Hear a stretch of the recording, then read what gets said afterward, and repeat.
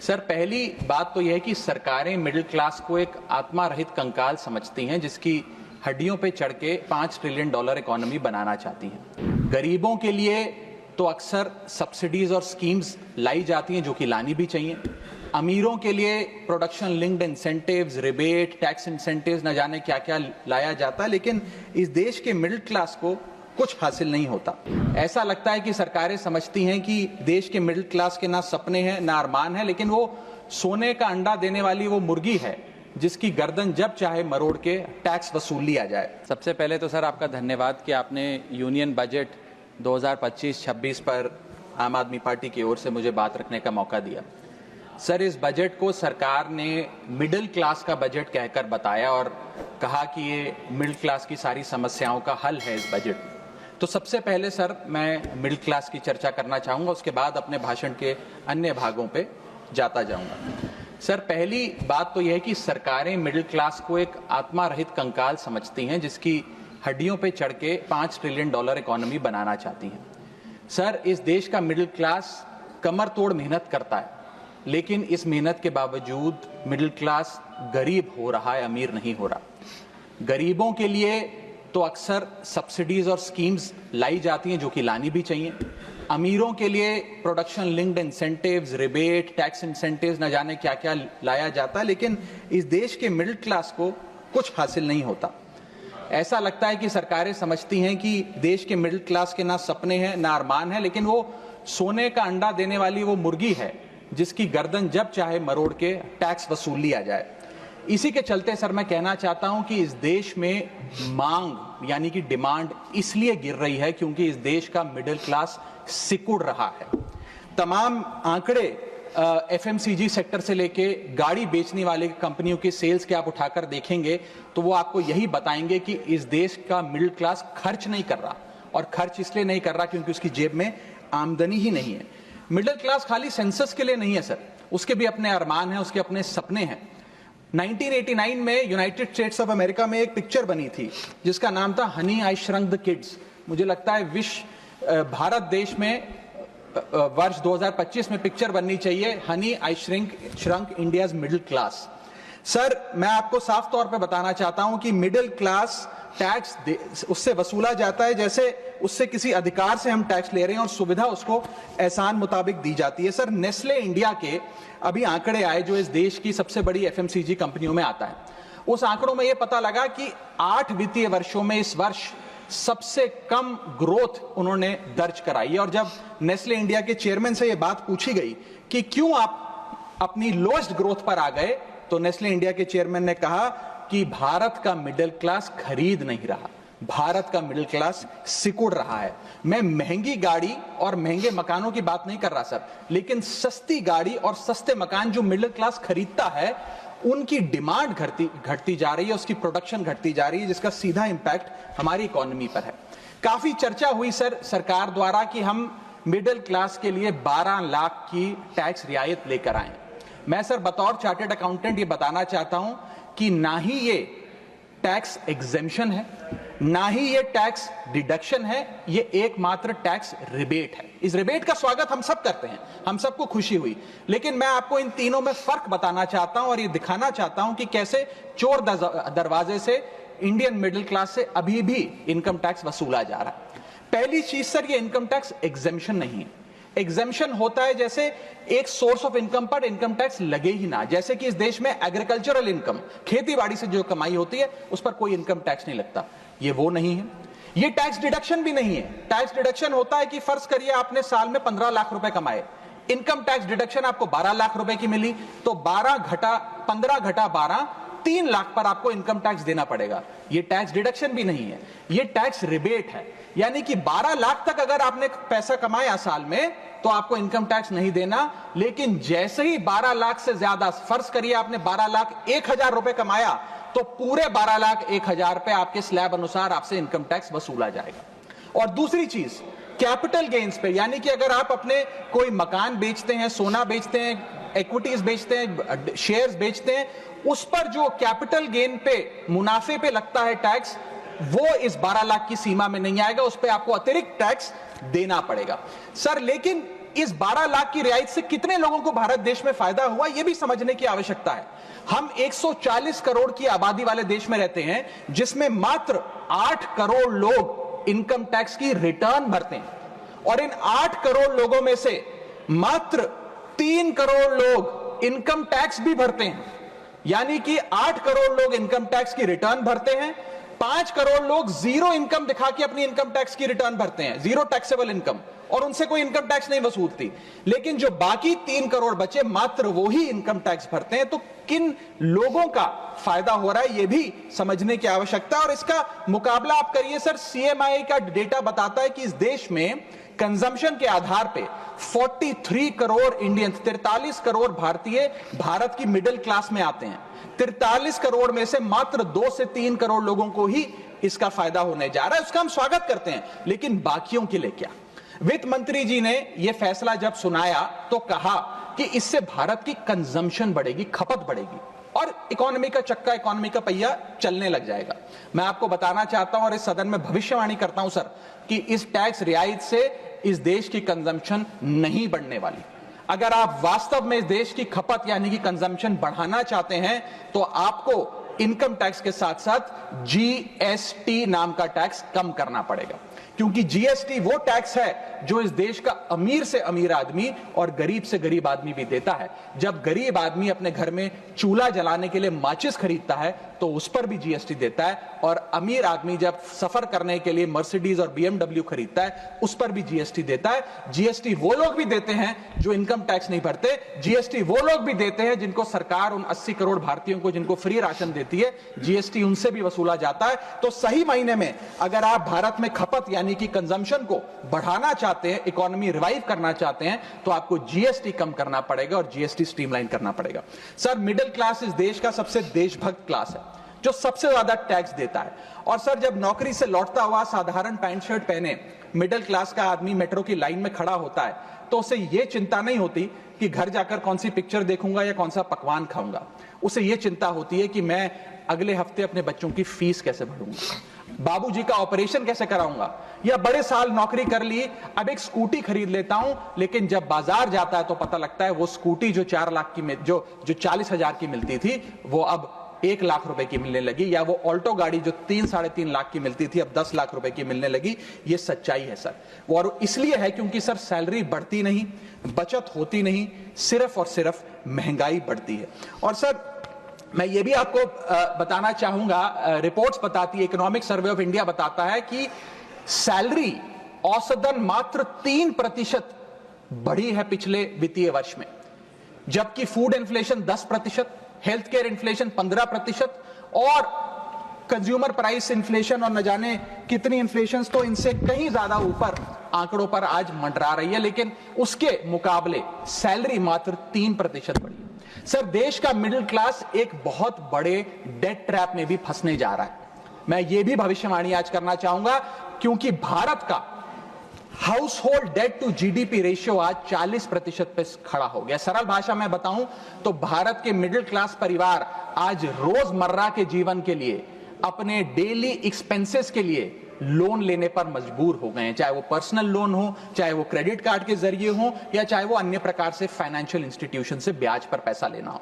यानी कि जो सैलरी 1 तारीख को आती है, वो पहले ही आपके रोजमर्रा के जीवन में जो आपने खर्चा करने के लिए ब्याज पर पैसा लिया हुआ है, उसके भुगतान में लग जाती है, और इंडिया का मिडिल क्लास एक डेट ट्रैप में फंसता जा रहा है। ये लोन कोई मकान बनाने के लिए या दफ्तर खरीदने के लिए या एसेट क्रिएशन के लिए नहीं है, ये day to day expenses meet करने के लिए, जो भारत के मिडिल क्लास को एक डेट ट्रैप में खड़ा करता जा रहा है।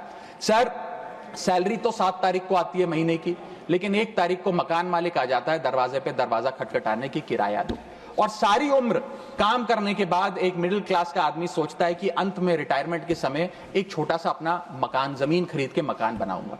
जमीन खरीद के मकान बनाना तो छोड़िए सर, आज रियल एस्टेट के प्राइसेस, आपकी अर्निंग्स, मिडिल क्लास की अर्निंग्स के मुकाबले इतने ज्यादा हैं कि रिटायरमेंट 2-3 जन्म काम करने के बाद, रिटायरमेंट लेने के बाद भी शायद वो 2 BHK अपार्टमेंट भी नहीं खरीद पाएगा। इसीलिए मिडिल क्लास आज सरकार को वो गाना सुनाना चाहता है कि सारी उम्र हम मर मर के जी लिए, एक पल तो अब हमें जीने दो। सच्चाई यह है सर कि मिडिल क्लास के घरों में जब कभी शादी का कार्ड आता है तो चिंता हो जाती है कि सगन में कितना पैसा देना पड़ेगा और साथ ही साथ नया सूट सिलवाना पड़ेगा, ट्रेन का खर्चा हो जाएगा, एटसेट्रा।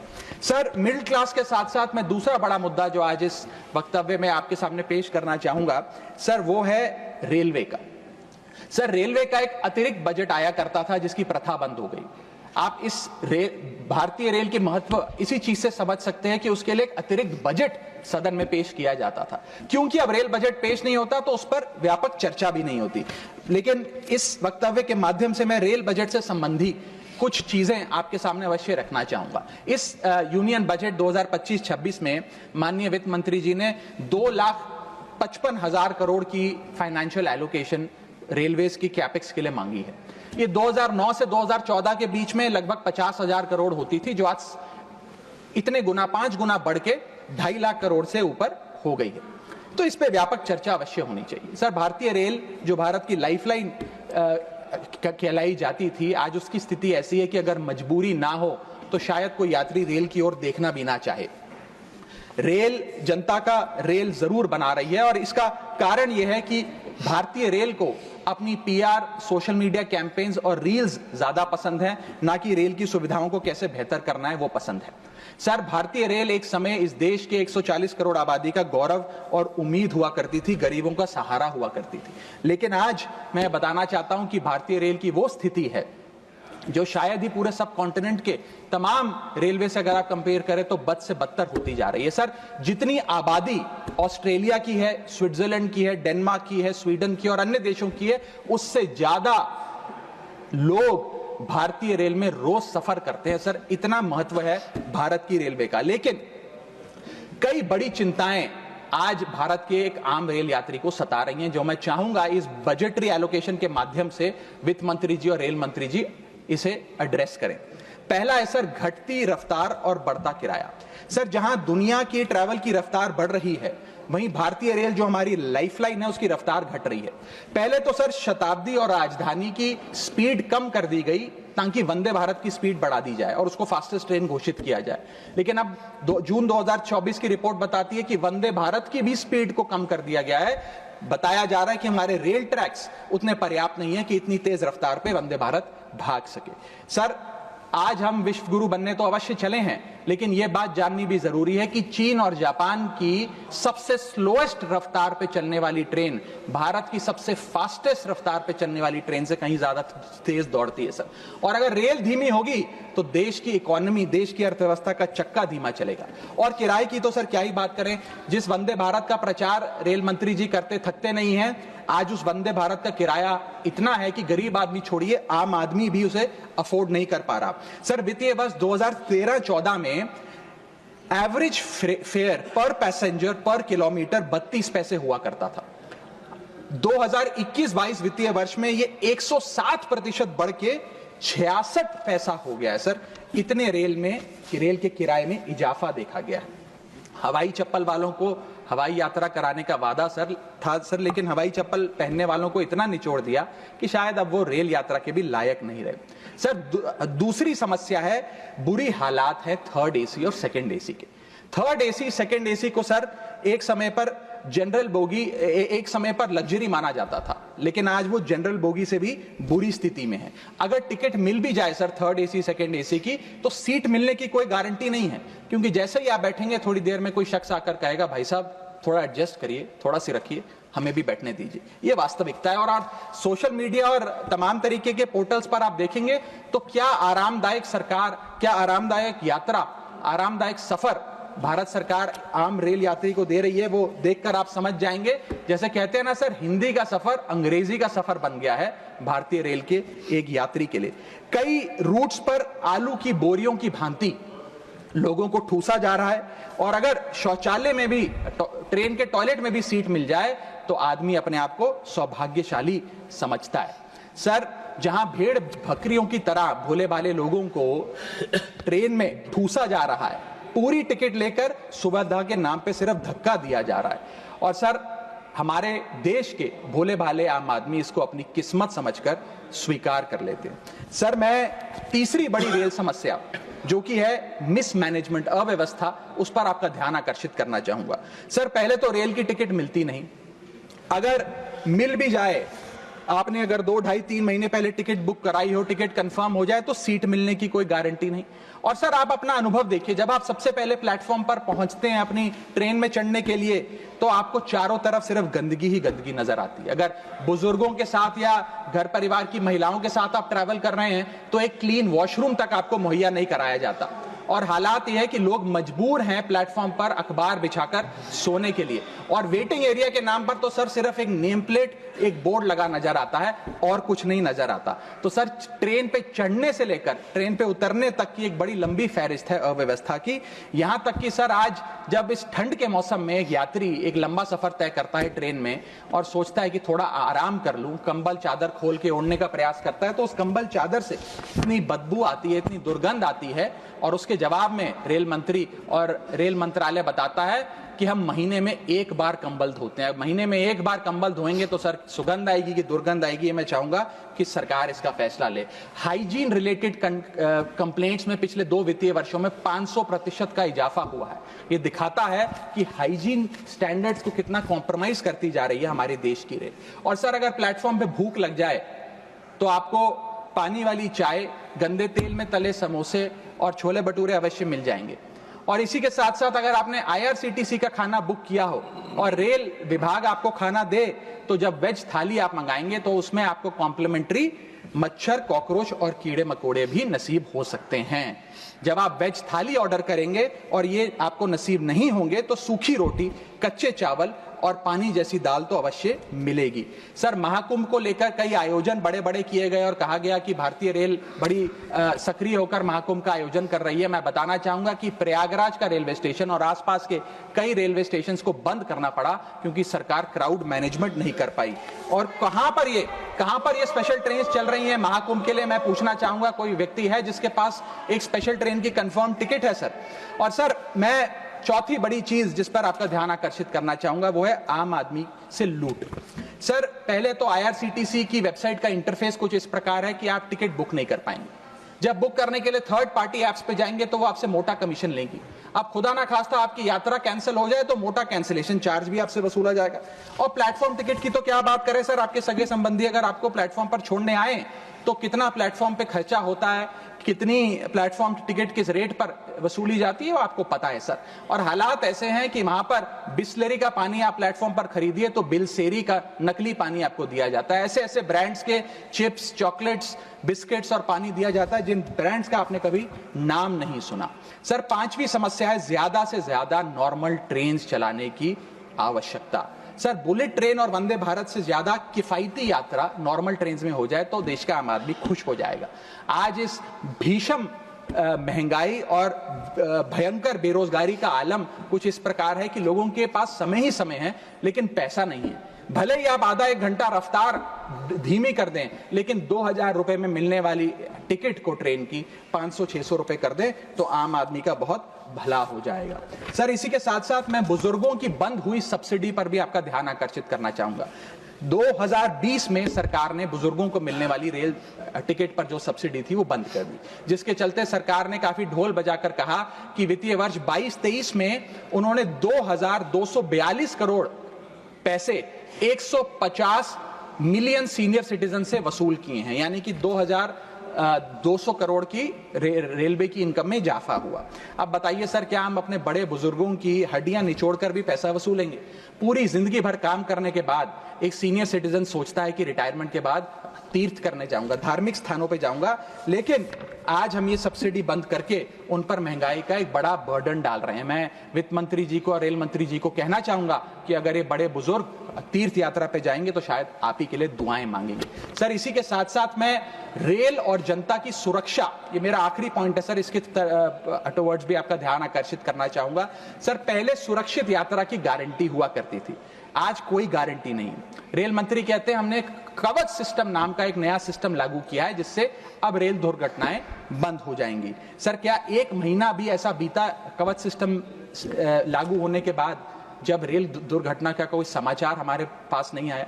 सर बीते 5 सालों में 200 से ज्यादा रेल एक्सीडेंट्स हुए हैं, जिसमें 400 से ज्यादा लोगों की मौत और अनगिनत लोग इंजर हुए हैं। सीएजी की वर्ष 2000 जो अभी रिपोर्ट आई वो बताती है कि वित्तीय वर्ष 2018 से 2021 के भीतर जितनी भी ट्रेन एक्सीडेंट्स हुए उसका 75% कारण लैक ऑफ ट्रैक मेंटेनेंस, यानी कि रेल ट्रैक की मेंटेनेंस में जो कमी है उसकी वजह से रेल की दुर्घटनाएं हो रही हैं। हम ये हाउस 2.5 लाख करोड़ रुपए सैंक्शन करने जा रहा है भारतीय रेल को। मुझे उम्मीद है कि कम से कम ट्रैक मेंटेनेंस तो ठीक ठाक तरीके से रेलवे विभाग कराएगा। सर इसी के साथ साथ जितनी भी ये समस्याएं बताई गई हैं, अगर रेल मंत्री रेल से ज्यादा रेल पर ध्यान दे तो अवश्य इसका इलाज हो जाएगा। मैं 4 पंक्तियां एक आम रेल यात्री के अनुभव को एक्सप्लेन करते हुए आपके सामने पढ़ना चाहूंगा। सर, अजब गजब चल रहा है रेल का खेल, हमेशा गाड़ी लेट तो कहीं ब्रेक फेल, महंगी टिकट के बाद भी सीट मिलने की आस नहीं, सुरक्षित पहुंच जाएं इस बात पर विश्वास नहीं, भिड़ रहे हैं ट्रेनें, मर रहे हैं लोग, रेल मंत्री लगा रहे हैं अमृतकाल का भोग, बुकिंग से लेकर टिकट कैंसिलेशन तक दर्जनों टैक्स का जाल, भेड़ बकरियों की तरह ठूसे जा रहे हैं लोग, कैसे मनाएं अमृतकाल। बेरोजगारों के देश में हो रही है बुलेट ट्रेन की बात, सरकार कैसे समझेगी आम आदमी के मन के जज्बात। रेल मंत्री को रेल नहीं रील पसंद है, टिकट के नाम पर मनमाना बिल पसंद है, खाना मांगने पर मिलता है कॉकरोच, छिपकली और मच्छर, इतना बदहाल हो चुका है हमारी लाइफलाइन का स्ट्रक्चर। आखिर कैसे सुधरेगी व्यवस्था, कैसे बदलेंगे हालात, सरकार समझने को तैयार नहीं आम आदमी के जज्बात। सर मैं अपने अगले भाग में आपका ध्यान आकर्षित करना चाहूंगा, जो new administration United states of America में आई है उसका क्या इकोनॉमिक आर्थिक इंपैक्ट भारतीय अर्थव्यवस्था पर पड़ने जा रहा है। सर पहले तो 4 फरवरी 2025 को अमेरिका की सेना का एक माल ढोने वाला बड़ा विमान 104 भारतीयों को डिपोर्ट करने के लिए भारत आया। पता लगा कि उन भारतीयों के हाथ में हथकड़ियां और पैरों में जंजीरें थी, बेड़ियां बांधकर उनको लाया गया। बताया जा रहा है कि 7,25,000 ऐसे लोग हैं जो बिना दस्तावेज के भारतीय प्रवासी वहां रह रहे हैं, जिनको अब एक एक कर अमेरिका भारत वापस भेजने जा रहा है। सर हम चले तो विश्व गुरु बनने थे, वहां अमेरिका ने अपनी मिलिट्री लगाकर हजारों लोगों को डिपोर्ट करना शुरू कर दिया है। मैंने सर किसी बांग्लादेश, पाकिस्तान या श्रीलंका के नागरिक को डिपोर्ट होने की खबर तो नहीं पड़ी, लेकिन भारतीयों के साथ जो अमानवीयता हुई वो जरूर उसकी खबर पड़ी। सर मैं ये स्पष्ट करना चाहता हूं कि इलीगल माइग्रेशन को तो शायद इलीगल इमिग्रेशन को इस सदन में बैठा कोई भी व्यक्ति सपोर्ट नहीं करेगा, लेकिन सर जो उस नाउमीदी के शिकार रोजगार की तलाश में युवा गए, उनके साथ जो इनह्यूमन ट्रीटमेंट हुआ उसको लेकर तो हमें आवाज बुलंद करनी चाहिए। सर 40 घंटे तक उनके हाथों और पैरों में बेड़ियां बांध के रखा गया, वॉशरूम तक नहीं जाने दिया गया। सर इसको लेकर मुझे लगता है शायद इस देश के हर नागरिक का खून खौलता होगा। उसी के सामने इसी एग्जाम्पल के सामने हमारे पास एक और एग्जाम्पल है। इस दुनिया का एक बहुत छोटा सा देश है सर कोलंबिया। कोलंबिया के राष्ट्रपति गुस्तावो को जब पता लगा कि अमेरिका से एक सेना का माल ढोने वाला विमान इसी प्रकार कोलंबिया के नागरिकों को जो बिना दस्तावेज के वहां पाए गए कोलंबिया छोड़ने के लिए आ रहा है, तो उन्होंने उस विमान को लैंडिंग की अनुमति नहीं दी। उन्होंने कहा कि मैं अपना विमान भेजूंगा, कोलंबिया सरकार का विमान, और पूरे सम्मानजनक तरीके से मैं अपने नागरिकों को वापस लाऊंगा। सर वास्तव में कोलंबिया जो डटकर अमेरिका के सामने खड़ा हो गया, वो असल विश्व गुरु बना इस महीने में तो। और मैं मिनिस्टर ऑफ एक्सटर्नल अफेयर्स से भी पूछना चाहूंगा सर कि वो खुद क्यों नहीं गए इन नागरिकों को, हमारे भाइयों बहनों को रिसीव करने, क्यों हमने जहाज नहीं भेजा, अपना भारतीय वायुसेना का जहाज उनको वापस लाने के लिए। और जब हमारे पास पहले से ही सूची थी कि इन 104 भारतीयों को डिपोर्ट किया जा रहा है, तो हमने इसके खिलाफ प्रोटेस्ट क्यों नहीं किया? क्या अमेरिकी दूतावास से किसी को बुलाया, किसी से चर्चा करी, अपना विरोध दर्ज कराया? और अंत में सर गुजरात, उत्तर प्रदेश, महाराष्ट्र, पंजाब और हरियाणा, इन तमाम राज्यों के ये लोग थे जो आए, लेकिन प्लेन को न जाने किस कारणवश अमृतसर में उतारा गया। मैं चाहूंगा इस विषय पर भी, इस स्ट्रैटेजिक डिसीजन पर भी माननीय विदेश मंत्री जी ध्यान आकर्षित करें सदन का। सर क्या आपने कभी सुना है कि स्विट्जरलैंड का कोई नागरिक, डेनमार्क का कोई नागरिक, ब्रिटेन का कोई नागरिक, नीदरलैंड का कोई नागरिक डंकी रूट के माध्यम से अमेरिका गया हो नौकरी की तलाश में? नहीं सुना होगा सर। भारतीय ही क्यों मजबूर है डंकी रूट के माध्यम से अमेरिका पहुंचकर वहां पर मेहनत मजदूरी, छोटी मोटी लेबर का काम करने के लिए?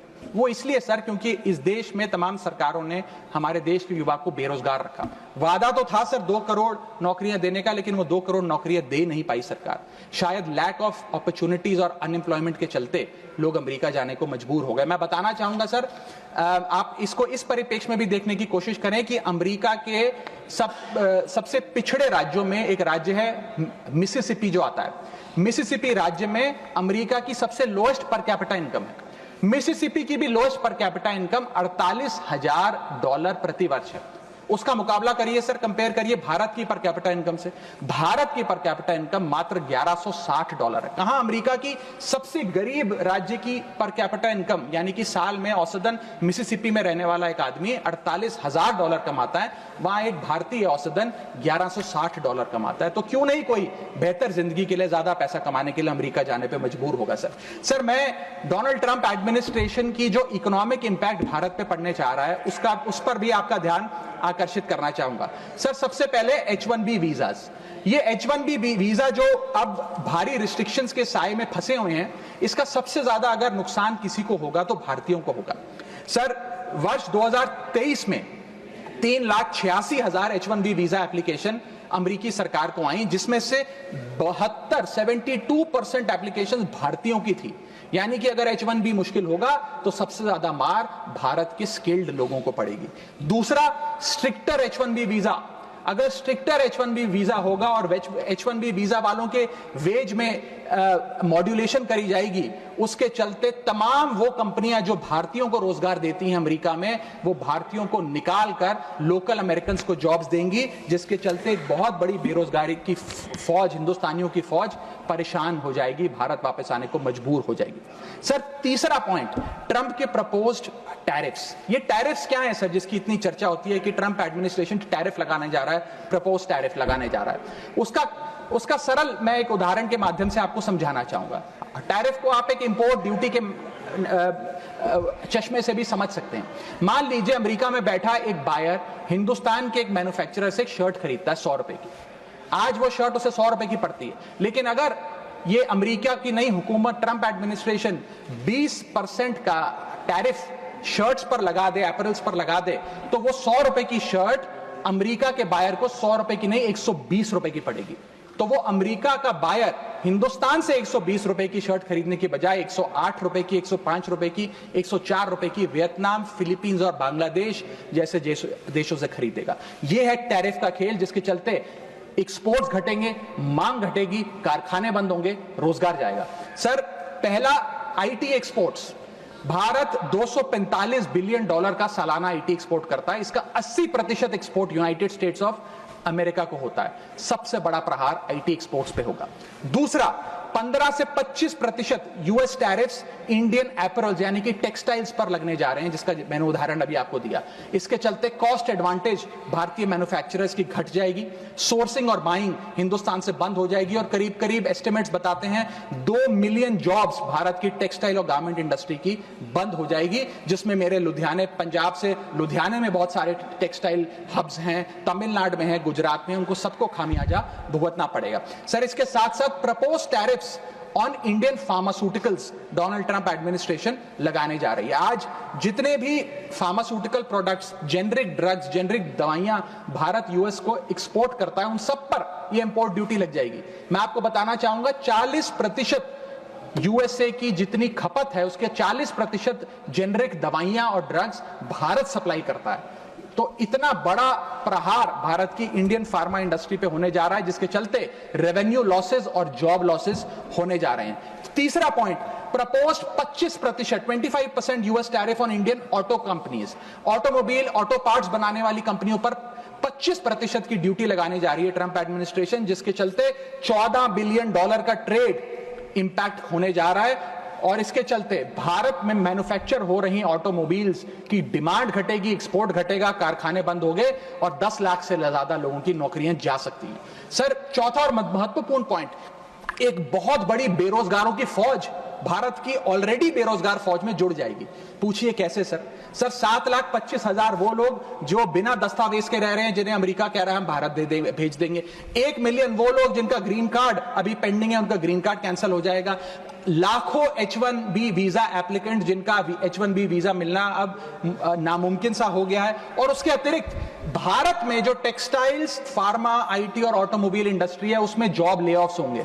यानी कि इन लाखों लोगों की एक जो अनएम्प्लॉयड लोगों की फौज भारत आकर भारत की ऑलरेडी अनएम्प्लॉयड लोगों की फौज में जुड़ जाएगी, उसको कैसे हम इस इकोनॉमिक साइकिल में रीइंटीग्रेट करेंगे, कैसे इस अनएम्प्लॉयमेंट और अंडर एम्प्लॉयमेंट का सामना करेंगे। सर मेरा आखिरी पॉइंट इस ट्रंप एडमिनिस्ट्रेशन का जो इकोनॉमिक इंपैक्ट भारत पर पड़ेगा उसके संदर्भ में है, वो ये है सर कि भारत की फॉरेन इनवर्ड रेमिटेंसेस घट जाएंगी, भारत का फॉरेक्स रिजर्व्स घटेगा। सर वर्ष 2024 में डॉक्यूमेंटेड एंड अनडॉक्यूमेंटेड भारतीय प्रवासी भारतीय जो यूएस में रहते हैं उन्होंने कुल मिलाकर 111 बिलियन डॉलर भारत भेजे। यानी कि वहां पर जो आदमी रहता है वो कमाई करता है, वो पैसा हिंदुस्तान भेजता है ताकि हिंदुस्तान में जो उसका परिवार, बूढ़े माँ बाप, बीवी बच्चे, भाई बहन हैं, वो सम्मानजनक जीवन जी सकें। जब उनकी नौकरियां ही नहीं रहेंगी, जब वो पैसा ही नहीं कमाएंगे तो वो क्या पैसा भेजेंगे? जब वो पैसा नहीं भेजेंगे तो भारत के फॉरेक्स रिजर्व्स घटेंगे और फॉरेक्स रिजर्व्स घटने की वजह से रुपया और कमजोर होगा और डॉलर और मजबूत होगा। सर भारत की कॉर्पोरेट टैक्स कलेक्शंस में 3 से 4 हजार करोड़ का नुकसान होने जा रहा है इस ट्रंप एडमिनिस्ट्रेशन के प्रपोज टैरिफ्स की वजह से। और इंफोसिस, टीसीएस जैसी बड़ी बड़ी कंपनियां अब 80 से 90% अमेरिकी लोगों को नौकरियां देंगी। भारतीय जो H1B वीजा पे वहां काम कर रहे हैं उनको निकालने का काम शुरू होने जा रहा है। सर जो अमेरिका कहता है वो भारत हमेशा से करता है, एक वफादार दोस्त की तरह।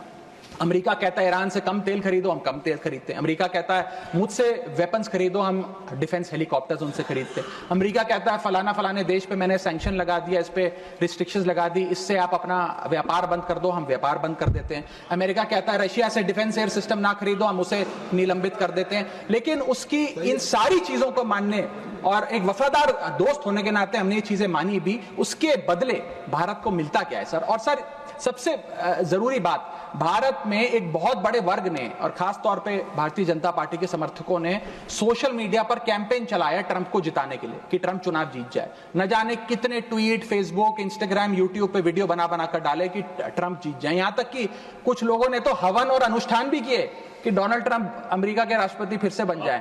लेकिन उसके बदले हमें हासिल क्या हुआ? पहला झटका जो ट्रंप एडमिनिस्ट्रेशन ने दिया सर, वो भारत को दिया। सर इन 104 भारतीय जो वापस आए हैं, जिनकी हाथों में जंजीरें और पैरों में बेड़ियां थी, उनके लिए भी सर 4 पंक्तियां लाया हूं, गौर फरमाइएगा।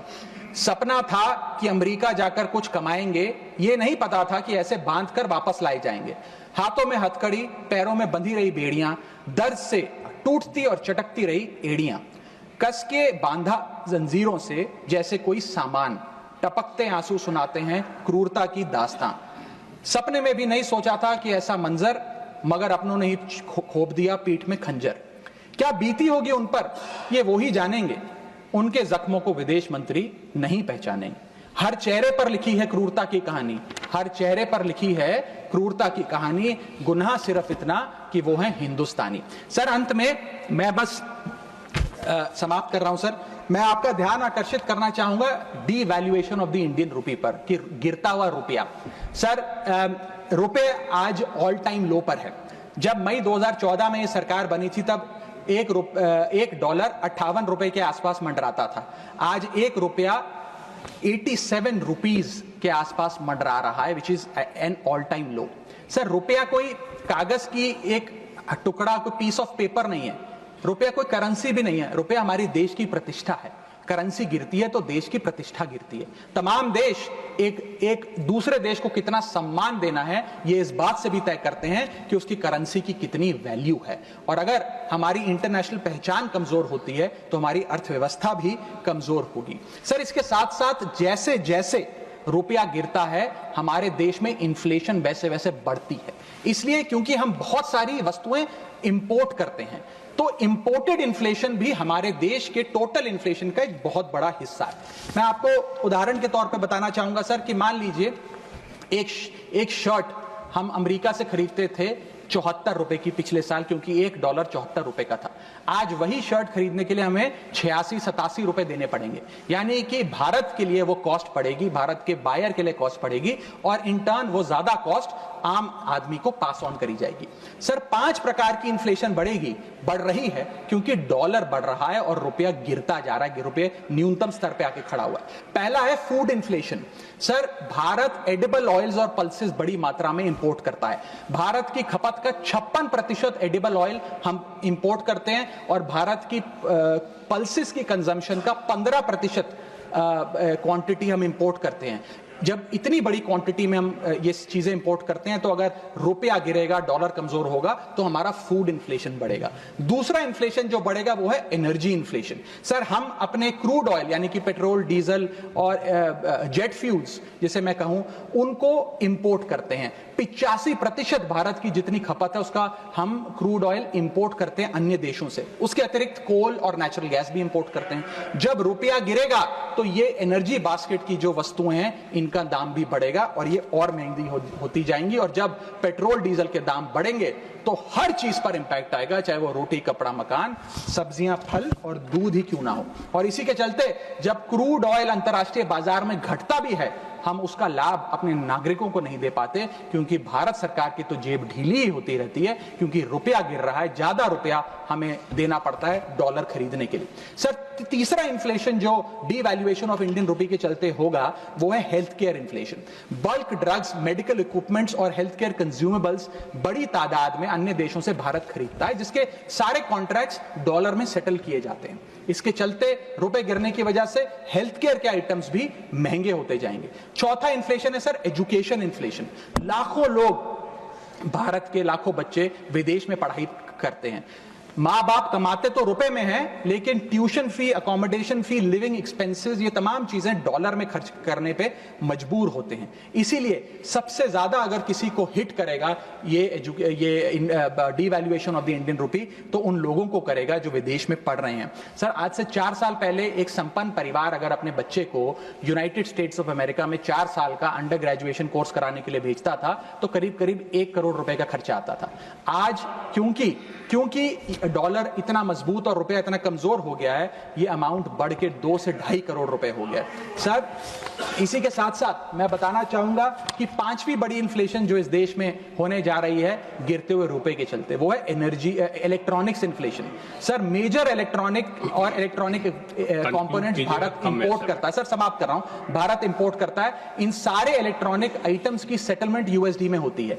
जब रुपया गिरता है ये सारे पदार्थ भारत में महंगे मिलेंगे, यानी कि महंगा लैपटॉप, महंगा फोन, महंगा टैबलेट, महंगा आईपैड। और इलेक्ट्रॉनिक मैन्युफैक्चरिंग यूनिट जो इलेक्ट्रॉनिक कंपोनेंट्स इंपोर्ट करते हैं इनपुट के लिए वो भी महंगा होता जाएगा। सर अंत में मैं बस एसबीआई की एक रिपोर्ट कोट करना चाहूंगा जो बताती है कि अगर रुपया 5% गिरता है तो भारत में इन्फ्लेशन 0.5% बढ़ती है। Direct correlation between decline of the Indian rupee and increase in the inflation. अंत में बस इतना कहूंगा सर, कई बार राजनीतिक बयान आते हैं जब रुपया गिरता है। एक मंत्री हैं, एक मंत्री, बस समाप्त सर 30 सेकंड्स, एक मंत्री रहे वाजपेयी सरकार में भी, इस सरकार में भी रहे, अब तो नहीं है खैर, लोकसभा में एमपी हैं। उन्होंने एक बयान दिया था जब रुपया गिरा था। उन्होंने कहा था the worth of the Indian rupee against the dollar was equivalent to Rahul Gandhi's age when UPA came to power. Today it is equal to Sonia Gandhi's age and very soon it will touch Manmohan Singh's age. Sir आज लोग वो कहां हैं? आज क्यों नहीं बयान देते? आज रुपए पे क्यों नहीं चिंता करते? अब कोई ध्यान क्यों नहीं देता? रुपए पर बयान क्यों नहीं देता? रुपया तो हर दिन गिर रहा है, अब कोई रुपए पे, गिरते रुपए पे ज्ञान क्यों नहीं देता? ये मैं पूछना चाहूंगा। बहुत बहुत शुक्रिया, थैंक यू, बहुत धन्यवाद।